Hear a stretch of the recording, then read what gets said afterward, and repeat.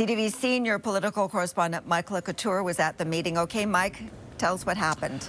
Well, Sandy, both Energy Minister Tim Hodgson and Defense Minister David McGuinty were scheduled to appear today, but then they disappeared from the list of speakers. Now, after meeting with BC chiefs, Hodgson had this explanation. The decision was made that some other ministers would come. And Tim Hodgson's office insists it was not his decision to not participate in the morning panel at the AFN Special Chiefs Assembly.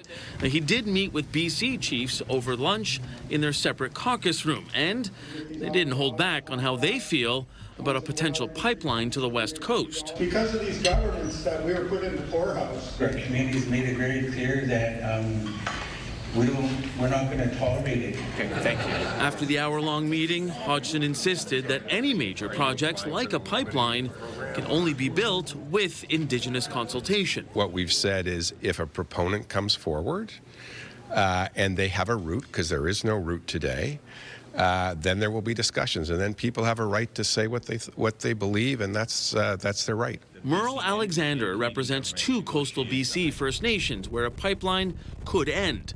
He worries the government isn't listening. I think he's sort of playing with the fact that there isn't yet a proponent and not dealing with the fact that, one, First Nations coastal First Nations have already said absolutely no to an oil pipeline. BC's AFN regional chief was happy to host the minister, but is still against the Memorandum of Understanding between Alberta and Ottawa. This MOU is a slap in the face of British Columbia.